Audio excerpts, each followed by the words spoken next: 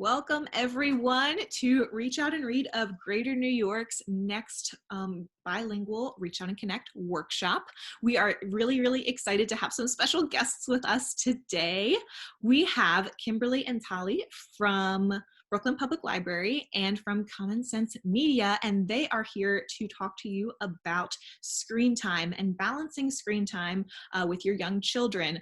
So I know with this pandemic, there has been a lot more screen time that might be used, and they're here to talk about some of those challenges and have some awesome tips on how to regulate this with your children. And I wanted to mention before we start, we always do these in English and Spanish. Today, this one we're doing right here is going to be all in English, and we have our Spanish version on our Facebook page, and it's up right now. So if you would like the Spanish version, go ahead and check that out on our Facebook page. All right, Kymberly and Tali, thank you guys so much for being here, and take it away. Great, thank you. Thank you. So welcome everyone. This is our workshop that we do at the Brooklyn Public Library around screen time and young children ages 0 to 5. In the group I work in, we work with parents at all around Brooklyn at different locations, and we do this workshop.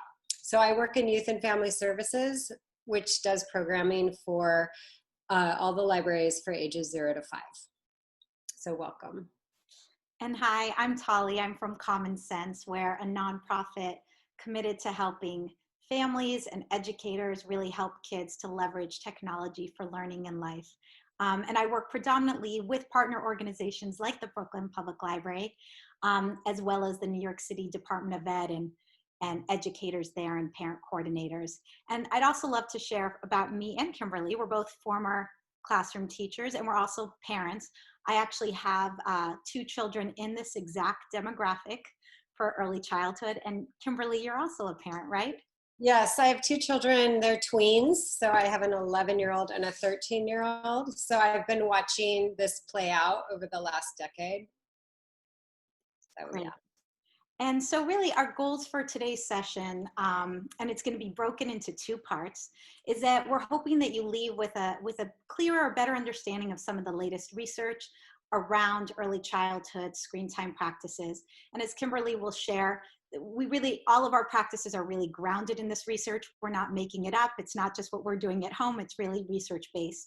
And then we're going to talk about tips and strategies that you can use immediately.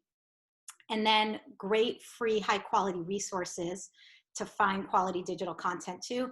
And then a family screen time plan, again, that you can use immediately with your family. So to kick us off, I'm just going to share a little bit of research from Common Sense. And as background, Common Sense does quite a bit of research each year. This really grounds all of our parent and caregiver advice, as well as our free education programs. So we've looked at how kids from 0 to 8, how much media and technology they've been using we started this report in 2011, we did it again in 2013, then in 2017, and then in 2020. This is literally hot off the pages. You're seeing this presentation on Thursday. We just released this on Tuesday. And basically what we found is that over the course of these, less than 10 years, the amount of screen time young children have been experiencing hasn't gone up too much. You can see 2 to 4-year-olds, it's about 2.5 hours. We'll talk about the AAP recommendations a little bit later. But what really has changed over the years is how they're using that screen time. So you can see, just 3 years ago in 2017, the main way kids were using screen time was TV. And today it's really online videos. And a lot of that is actually YouTube, which has some real concerns for families to look at. I'd encourage you to check out our YouTube report as well.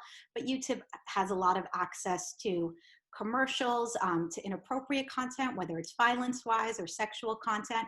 And so it's just something to think about. And if we go back to 2011, kids weren't really having their own mobile devices. So you may have had the shared family TV screen. Today, a lot of kids are watching on their own individual devices. So that also has implications for those experiences and for kind of the adult mentorship that goes along with it. Kymberly? Great. So So like Tali said, when we wrote the workshop for the Brooklyn Public Library, we used a lot of different resources, but one of the main ones was Common Sense, because they've been doing research for over 10 years, and as well as many academics in the field. But the American Academy of Pediatrics is also a great resource. You can go to their website. But first, right now, we're going to do a little quiz.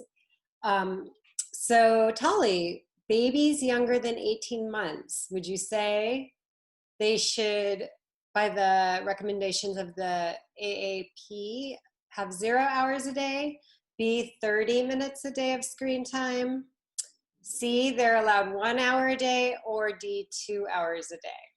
I'm going to go ahead and guess that it's A, 0 hours a day. Oops. Yep, there it is. You are correct. So a lot of parents think that it might be okay to do a little, a little bit of screen time, but they actually recommend that babies 0 to 18 months do not have any screen time except video chat. Any kind of video conferencing is fine because that's a social interaction. The parents there, it usually doesn't last that long. But other than that, there's really nothing that the child is gaining from using the screen. They don't really understand the reality of what's happening within the screen. They might be attracted to the lights. They might be attracted to the fact that the adults around them are always holding the device, and therefore it piques their interest. But there is nothing gained for a child at that age, because what they do need is to be held, touched, spoken to. Many studies have been done that show that babies do not recognize faces through the screen, but they do interact with faces in real life. So there's a difference that can't be substituted at this age. They need actual physical contact, physical interaction. So there's really nothing babies learn from holding a device. They also need to be using their hands, moving, motor skills, just general movement and engagement. And so, Kymberly, you really highlighted also that need for sustained eye contact with their adult caregiver. So if a baby is doing screen time with a family member, it's really more about that family member getting to see the baby than the baby actually getting anything from it, right? Yes, that's right. So the age range of 18 to 24 months is generally, they don't really need media. If you're not comfortable with that, that's fine. Waiting isn't going to delay the child's experience with media or anything like that. If they do have an older sibling, they might be around it a little bit, which is fine, but as long as the parent is present. And for the majority of their day, they should be playing and getting other interactions that aren't based on a screen. So if they do end up having a little bit of that during the day, it's okay. And we're going to talk about this a little bit more later, but I know, especially as a parent of former little kids, it can be really tempting to pass them a phone when they're having a meltdown, even at, a year and a half, 2 years old. What are your thoughts on that? Is that a good emotional pacifier? No. So just like with you wouldn't give a child candy if they were having a tantrum. You don't want to hand them a cell phone or a device to soothe their emotions, because they're going to learn that that's what they need to self-soothe. And instead, we want to teach them ways, actually providing them strategies to work with their emotions. Mm-hmm. So that is a habit we don't really want to encourage. So, Tali, for children 2 to 5 years, is it A, 30 minutes a day, B, 1 hour a day, C, 2 hours a day, or D, 3 hours a day? What do you think of the AAP's recommendation? Yeah, so the AAP's recommendation, not what necessarily happens in my home. So I'm going to say B, 1 hour a day. You're right. So continue to co-view and co-play. In all the research, co-viewing and co-playing is one of the key elements to children gaining any educational value from screen time. We will talk about it more later, but it's basically because of the vocabulary and critical thinking that's encouraged and built upon using the media with an adult. If they're using it alone, even in this older age range, they're not going to gain the deeper understanding from whatever it is they're consuming. So we know, Tali, that right now kids are not really able to stick to 1 hour a day on screen time in most homes. Right, yeah. Right. And we're going to talk about that in a bit, about how, even the AAP has kind of talked about how learning time online doesn't count as screen time right now too.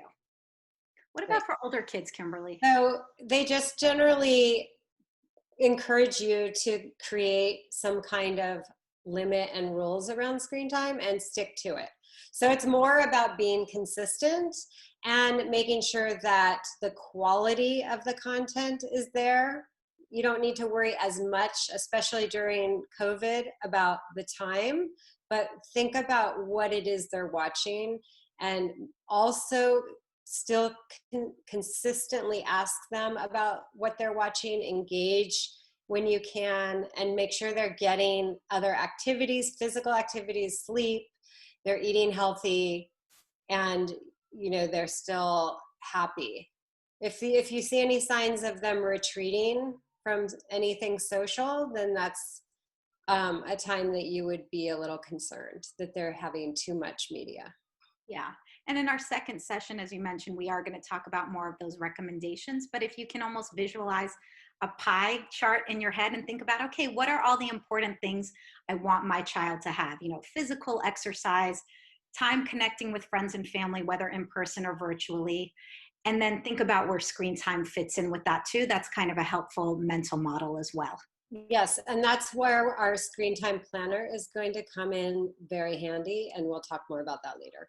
So yeah, as we mentioned a moment ago, since the coronavirus pandemic has started, the AAP has really made it clear that screen time for learning doesn't count towards your overall screen time hours. And the research is also clear that quality matters. Not all screen time is equal. It really matters how you're engaging, how you're feeling with it afterwards.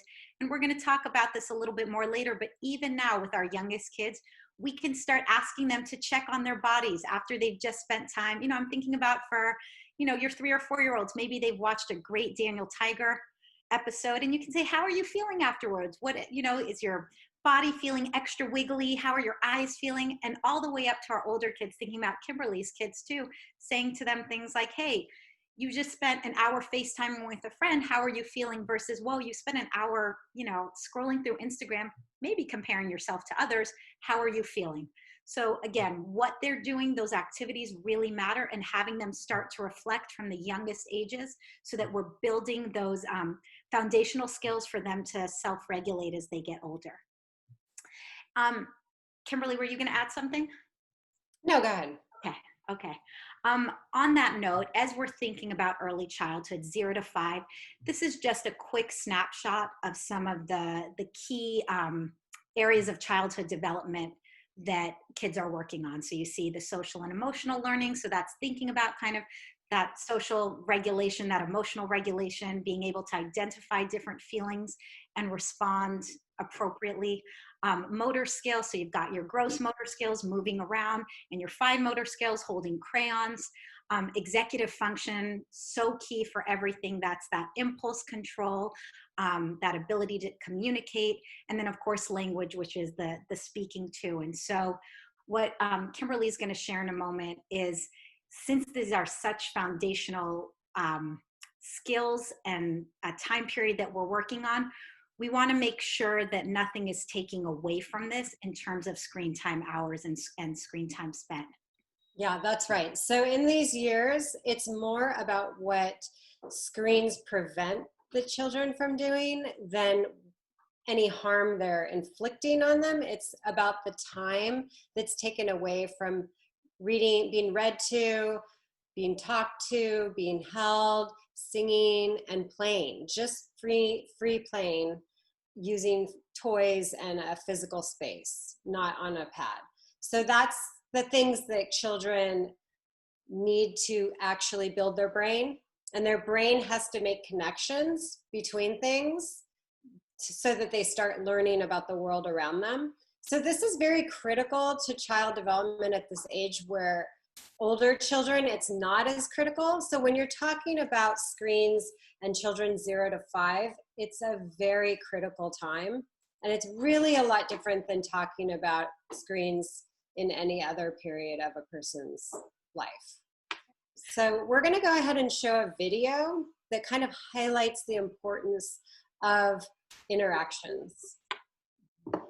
And do you want to just say where this video is from? Yeah, so Harvard has a Child Mind Institute where they just study the brain in young children. So we actually do know a lot about brain development, and this video is made by them. It's very short, so it's a great video.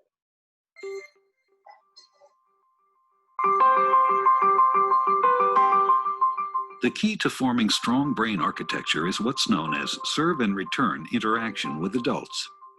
In this developmental game, new neural connections form in the brain as young children instinctively serve through babbling, facial expressions, and gestures. And adults return the serve, responding in a very directed, meaningful way. It starts very early in life when a baby coos and the adult interacts and directs the baby's attention to a face or hand. This interaction forms the foundation of brain architecture upon which all future development will be built. It helps create neural connections between all the different areas of the brain, building the emotional and cognitive skills children need in life. For example, here's how it works for literacy and language skills. When the baby sees an object, the adult says its name. This makes connections in the baby's brain between particular sounds and their corresponding objects. Later, adults show young children that those objects and sounds can also be represented by marks on a page. With continued support from adults, children then learn how to decipher writing and eventually to write themselves. Each stage builds on what came before. Ensuring that children have adult caregivers who consistently engage in serve and return interaction, beginning in infancy, builds a foundation in the brain for all the learning, behavior, and health that follow.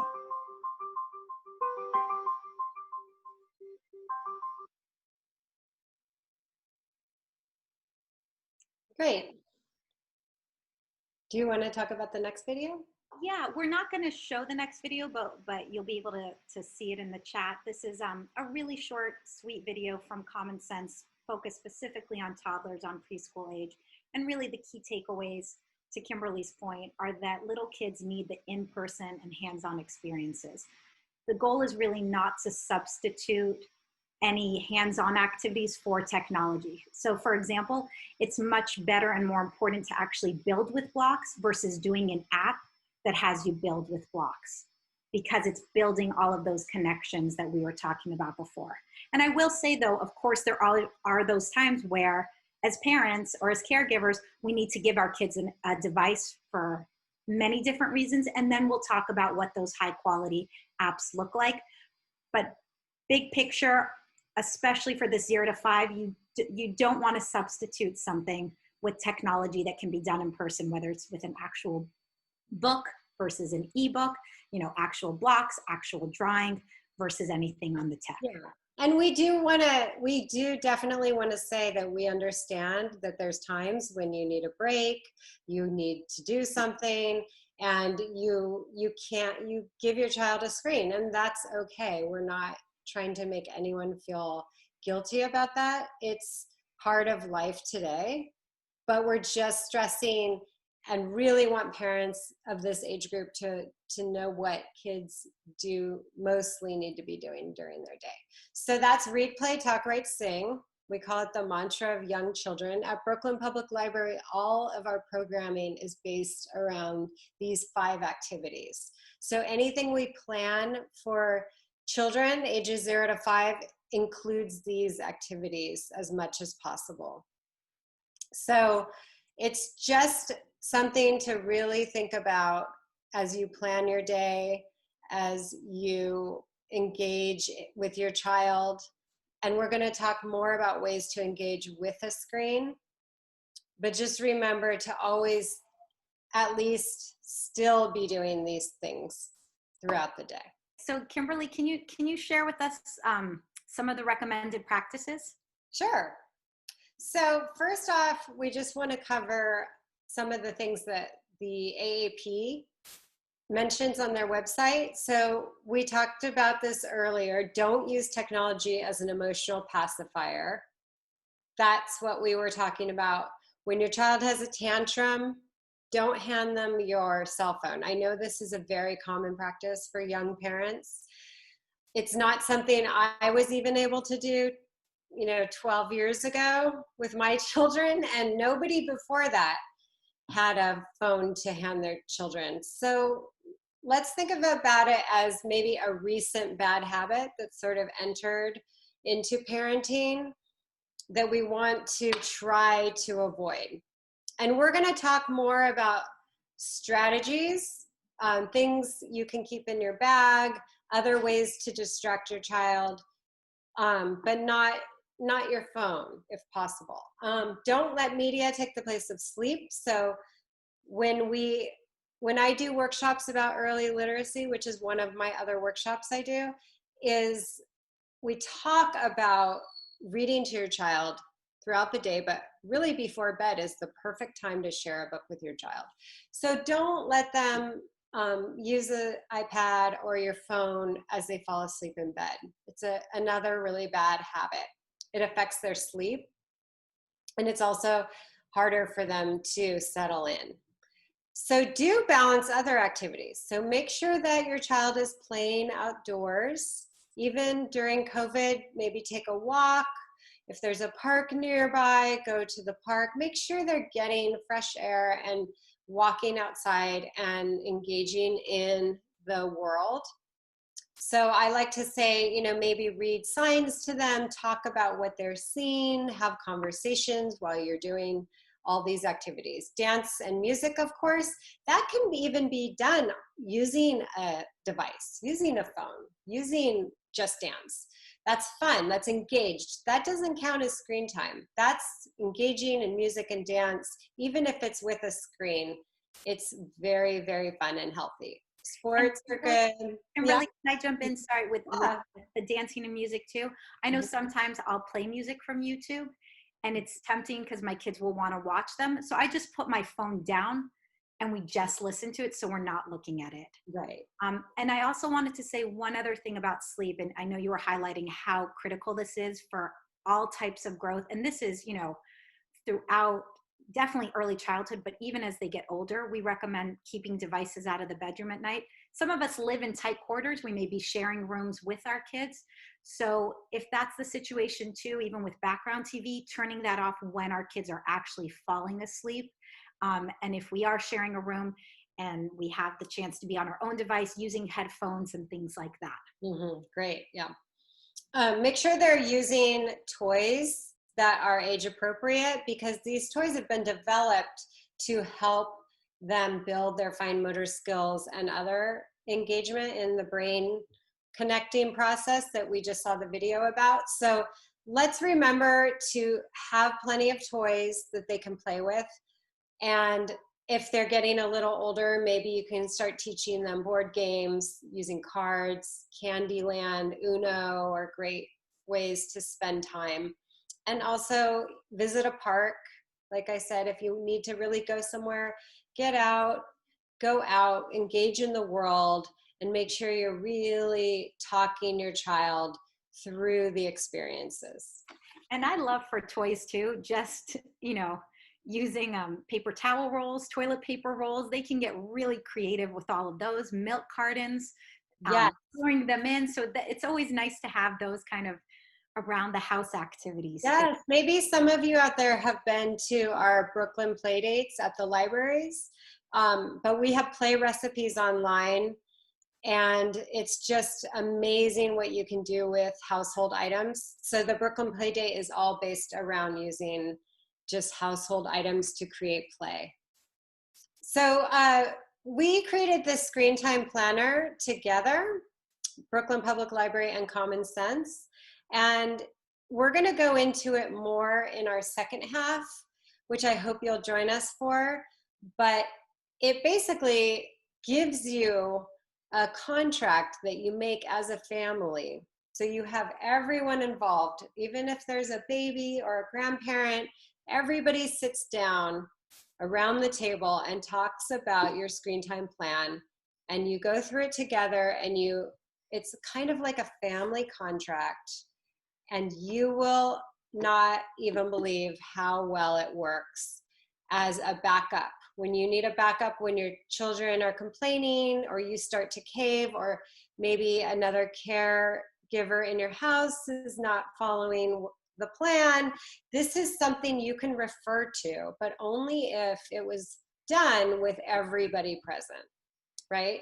So we'll go more into this next time, but this is something you can print out on our website, or you can create your own, which I think would be really fun to sort of as a little activity you do with your young ones.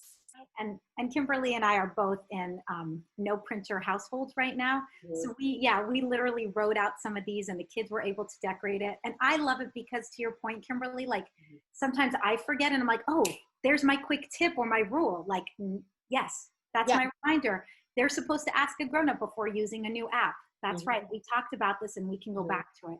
And I also think, I'm looking at that second bullet where it says choose media that matches your child's interests and is age appropriate. And what I love doing is going to Common Sense's website to find that, because the truth is I'm not sure where to find exactly high quality media for them. So so I just want to say just quickly, because you work at Common Sense, but I don't, and I used it before I even did this work or knew you. And it's really something that is so useful. Most people know it for the reviews. So they have reviews of everything, every movie that comes out, all the TV shows for all age ranges. So I use it all the time because I find having an 11 and 13-year-old is a little bit of a gray area with shows, and I'm never really sure what's appropriate. It's very extensive, the descriptions.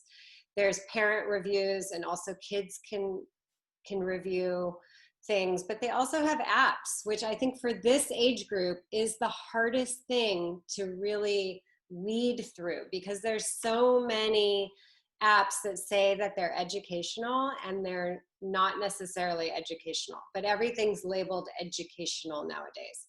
So this is a great place to go if you just feel really lost. You can really trust it. So anyway, go ahead. So you can just go to commonsensemedia.org. I have this bookmarked. And to Kymberly's points, you can search by a specific title. You could always open a new browser and type it in, because if you misspell it here on the search button, it'll be hard to find. But I love to go to the best of list. So there's a couple places you can do that. I always go to best movie or best TV lists. And once I do that, you'll be able to see that it pops up all of the best of lists. My internet is being incredibly slow at the moment. But you can also search by age, right? Right. So once you're in those recommendations, and so you can see on the side, you have all these best of lists. So best websites, best games, best for character development. And then you can filter it. We've got preschoolers 2 to 4, little kids, big kids, tweens and teens. And you can go through and just find. So for example, I'm looking at TV shows with black leads. So when I click on that, and I love Doc McStuffins. For those of you who haven't watched it, it's a great show. And I'm just gonna click on Doc McStuffins just to give you an idea of what a review looks like. And the whole idea here is to provide a caregiver or a parent all the information, almost like the nutritional content on the back of a cereal box, so that you can make your own decision. So Common Sense said 4+. As Kymberly was mentioning, parents and kids can also write in their own reviews. They said 3+, but it got 4 out of 5 stars, which is pretty high. And you can click, you can see how our ratings are based on child development practices and so forth. But then this is all the criteria we look at: that educational value, the messages, positive role models and representations, violence and scariness, sexy stuff, language, consumerism, drinking, drugs, and smoking. These are not lit up because it's not present at all. I really like looking at the positive role models and representations. This is highlighting all the positives. It got 5 out of 5. By the way, if there are negative representations, it'll call that out as well. And also the what parents need to know section is really helpful, I think, because if you're looking at something for slightly older kids that might have dodgy content, it really goes into explicit descriptions of the scenes. So if your child's particularly frightened of certain things, you would know exactly what it was. It's very detailed. And the last thing I want to just highlight here too is that we do have this parents need to know, and I should have said this up front, but anytime we use the term parent, that's of course an umbrella term for a caregiver.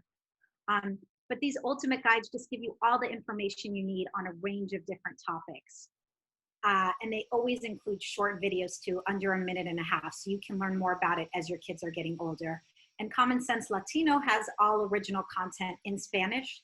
And if you click on any of our other articles, like I'm just thinking about Google Classroom for those of us who may have kids who are in pre-K, there's always Ver en Español, so you can get that translated as well. And it's all free. And it's all free. Yeah, it's amazing.